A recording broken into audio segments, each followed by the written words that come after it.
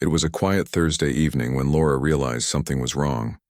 The clock on the kitchen wall showed 8:47 p.m., far later than her daughter Emily usually got home from school activities.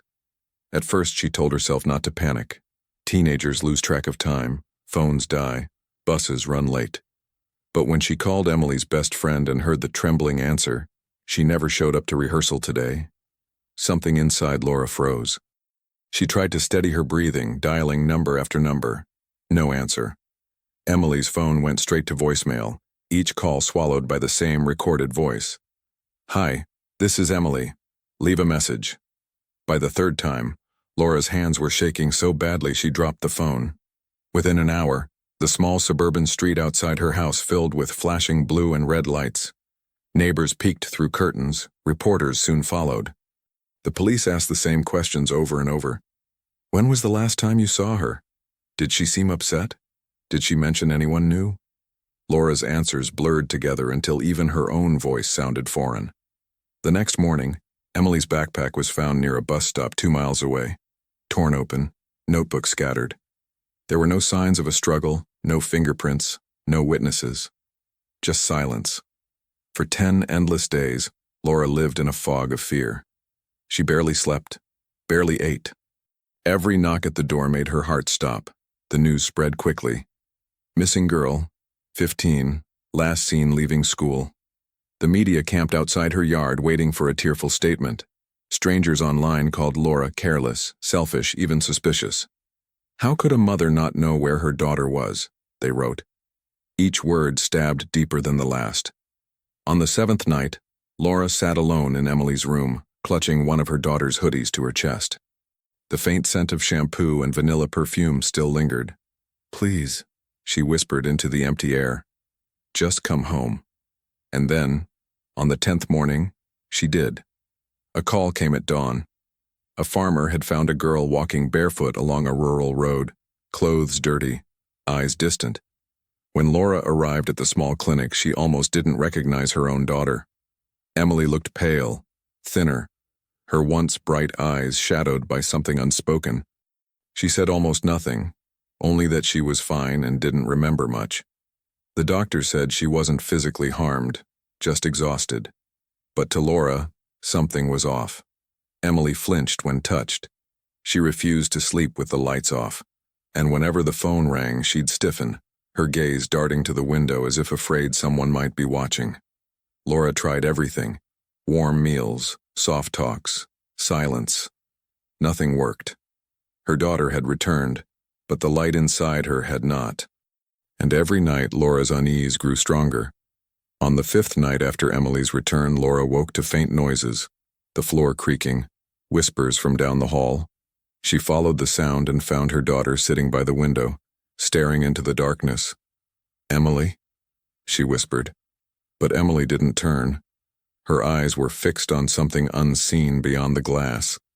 When Laura approached, she noticed Emily clutching her diary, the one she used to write in every night before she disappeared.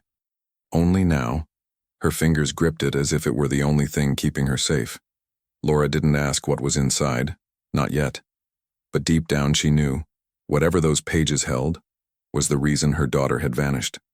Before we continue, take a moment to breathe. If this story already has your heart racing, don't forget to like this video, subscribe, and turn on notifications, because what comes next will change everything you thought you knew. Now let's go back to Laura and the secret inside that diary. The house felt colder after Emily's return, not because of the weather, but because of the silence. She barely spoke during meals, answering Laura's questions with quiet nods or one-word replies.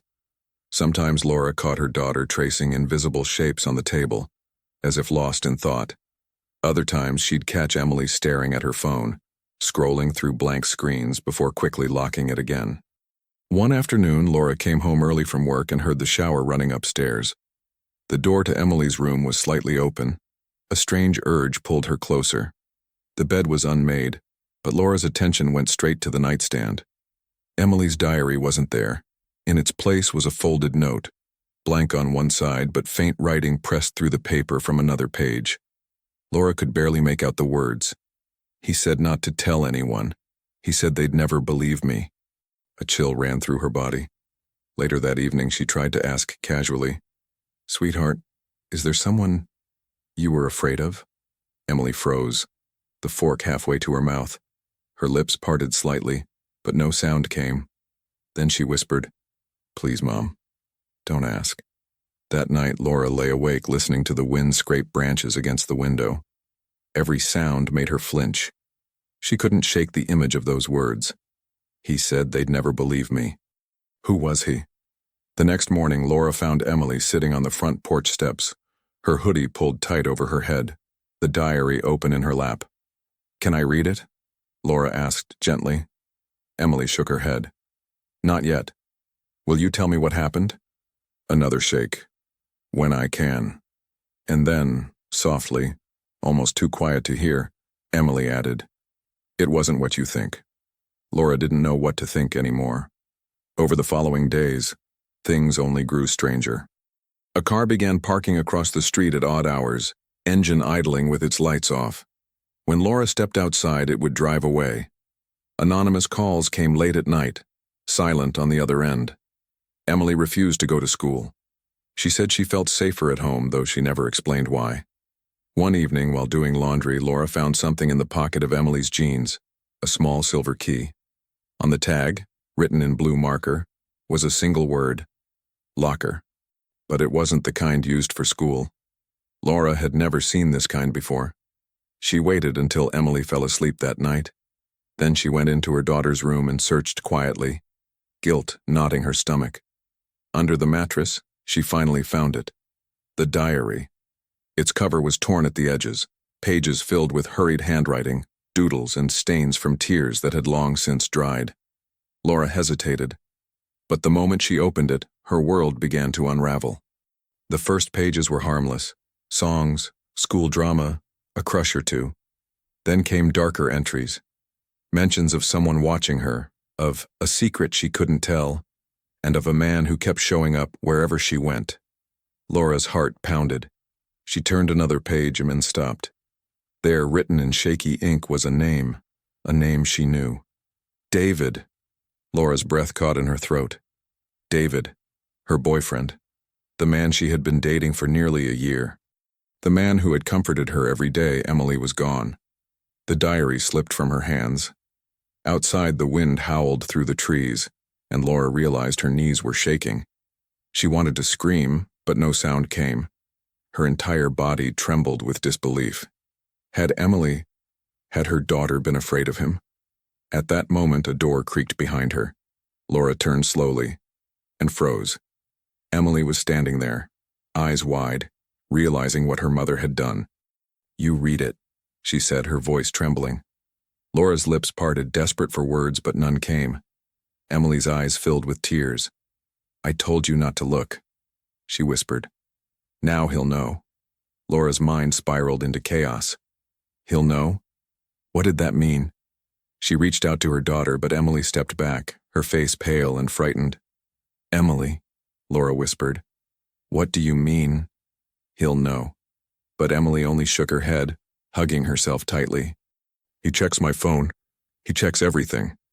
Laura's stomach dropped. "Who? David?" Emily didn't answer, but her silence said everything. A sickening wave of realization washed over Laura. Every late-night text David claimed was work-related. Every time he insisted on picking Emily up from school. Every little joke he made about her acting older than her age. It all came rushing back, twisting into something monstrous. Her hands trembled. "Why didn't you tell me?" Tears rolled down Emily's cheeks. "Because he said you'd choose him. He said you love him more than me."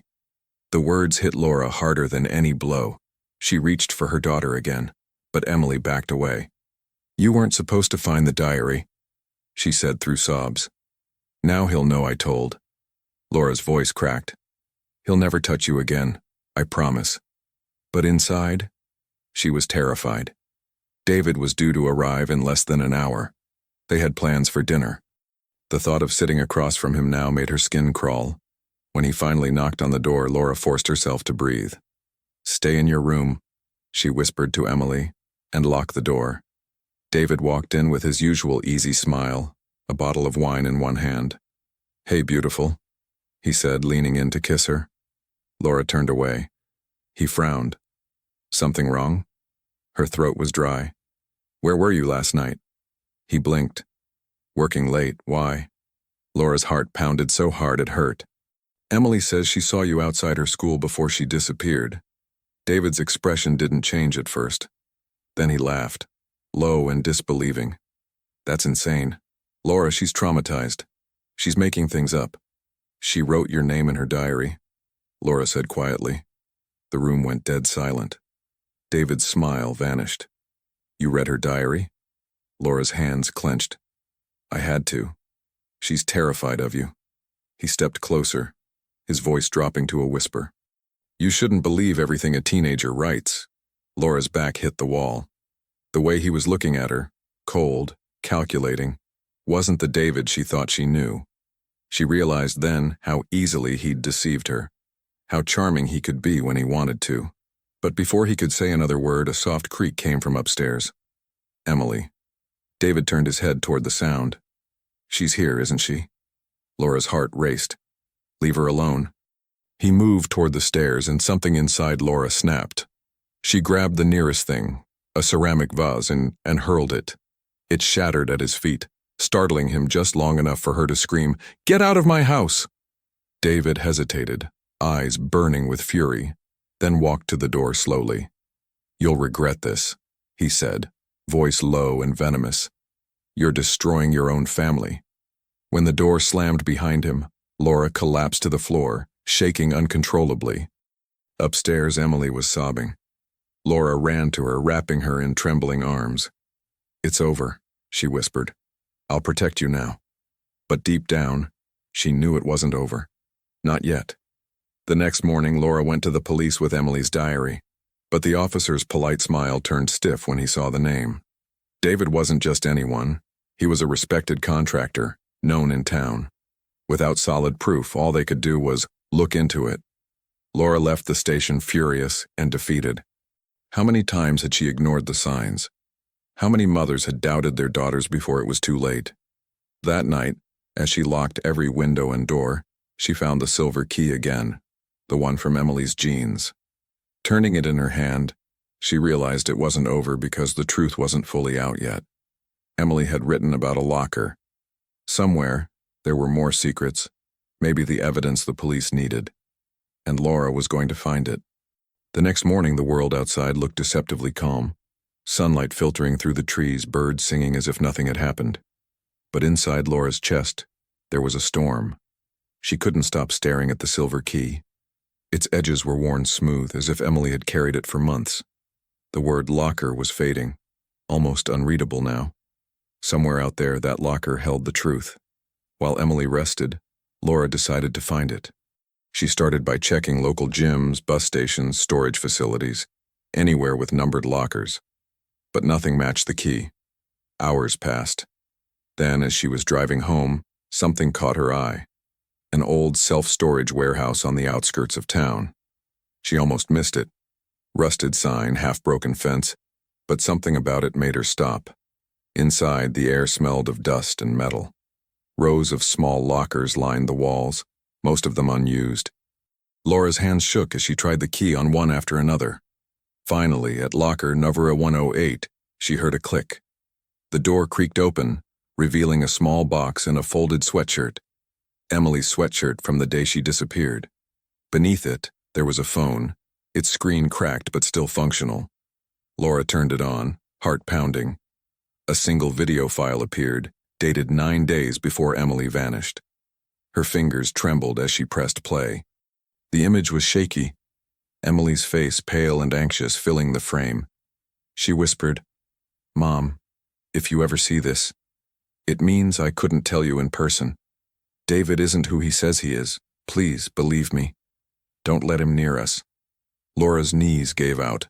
Tears streamed down her face as Emily's frightened voice continued, describing how David had followed her, threatened her, told her to keep quiet, or he'd make her mother sorry. The video ended with Emily saying, "I'm going to hide until I figure out what to do." Laura sank against the wall, clutching the phone to her chest. Rage and guilt collided inside her.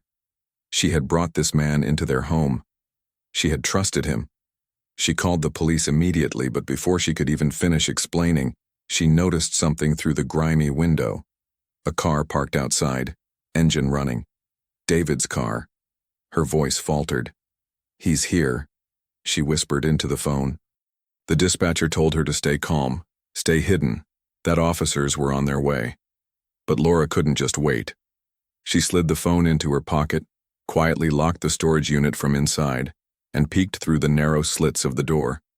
David stepped out of the car, his expression calm. Too calm. He looked around slowly as if he already knew where she was. Then he called out, voice echoing, "Laura, I just want to talk." Her pulse thundered in her ears. He moved closer, footsteps crunching on gravel. "You've got it all wrong, baby. Emily's lying to you, she's confused." Tears blurred Laura's vision. She could see his shadow moving closer, darker, heavier. Suddenly, the door handle rattled violently. "Open the door, Laura." She backed away, gripping the box like a weapon. "The police are coming," she shouted. There was a pause, and then his voice, colder than before. "Then I guess I don't have much time." The sound of metal scraping filled the air. He was trying to pry the door open. Laura's breath came in shallow gasps. Just when she thought the lock would break, sirens wailed in the distance. David froze. For a moment, neither of them moved. Then she heard his footsteps retreat, fast, fading into nothing. Minutes later, red and blue lights illuminated the storage unit. Laura stepped out, shaking, holding the phone out to the officers. "This," she said, voice cracking, "is what he did." The evidence was undeniable. The video, the threats, the timeline, everything matched. They issued an arrest warrant that night. But even as the officers comforted her, Laura knew one thing for sure. The hardest part wasn't over yet. Because Emily didn't know what her mother had found, and Laura had no idea how to tell her. When Laura finally returned home, the house felt unbearably still. She could hear every creak of the floorboards, every sigh of the wind pressing against the windows. Emily was asleep on the couch, curled under a blanket, her breathing shallow but steady. Laura knelt beside her, brushing a strand of hair from her daughter's face. For the first time in weeks, Emily looked peaceful. Laura wished she could keep her that way forever, safe, untouched by the horrors that had haunted her. But the truth had to come out. The next morning, she sat beside Emily and told her everything. About the storage locker, the video, the police, the warrant. Emily listened in silence, eyes wide and wet with tears. When Laura finished, her daughter whispered, "So, he's gone?" Laura nodded. "He won't hurt you again, I promise." Emily broke down then, sobbing, shaking, every ounce of fear spilling out at once. Laura held her tight, whispering over and over, "It's not your fault, you did the right thing, you saved us." The police caught David 2 days later in a motel outside the county line. He didn't resist arrest. When the news broke, the town that once doubted Laura now called her brave, resilient, a survivor. But none of those words meant much to her. What mattered was Emily. Healing, slowly, day by day. At first, the nightmares came often. Emily would wake up screaming, convinced she heard his voice. Laura would rush in, hold her until dawn, and remind her, "He can't hurt you anymore." Weeks passed. The media attention faded. The cameras left. But for Laura, the real work began. Learning to forgive herself, and to rebuild what fear had torn apart. One quiet Sunday morning, she and Emily sat together at the kitchen table, flipping through the old diary. This time, the pages weren't full of pain. Emily had started writing again. Small things, little pieces of hope. "I want to learn to drive again." Mom smiled today. "We planted a new rosebush outside." Laura smiled softly. "You're not afraid to write anymore?" Emily shook her head. "I think writing helps me remember that I'm still here, that he didn't win." Laura reached across the table, taking her daughter's hand. "He never stood a chance, honey." They spent the afternoon cleaning the garden. The air was cool and light, and for the first time in months, laughter filled the air. When the sun began to set, Emily looked up at the pink-orange sky and whispered, "I feel free." Laura wrapped an arm around her shoulders. "You are." In the weeks that followed, the two rebuilt their lives quietly. Therapy sessions, morning walks, small joys returning one by one. Trust was fragile, but growing again, like the roses in their yard. One evening, Emily handed her mother a small notebook. "What's this?" Laura asked. "A new diary," Emily said with a shy smile. "But this time, you can read it." Laura laughed softly through tears. "Deal." They sat together by the window, flipping through blank pages that would soon hold new memories, not of fear, but of healing, strength, and love. As the last light of day faded, Laura realized something profound. Pain changes people, but it also reveals who they truly are. She had been broken but not defeated. Her daughter had been silenced but not destroyed. And though their story had nearly ended in darkness, it now glowed with quiet resilience. Because sometimes the most powerful kind of love isn't loud or perfect. It's the kind that stays even when everything else falls apart. No secret is worth the pain of silence. Trust, once broken, can be rebuilt, but only with honesty, courage, and love. If this story moved you, don't forget to like, subscribe, and share it with someone who needs to hear it today. Tell us in the comments, what would you do if you found a secret like this in someone you love's diary? Your thoughts might help someone who's living their own version of this story.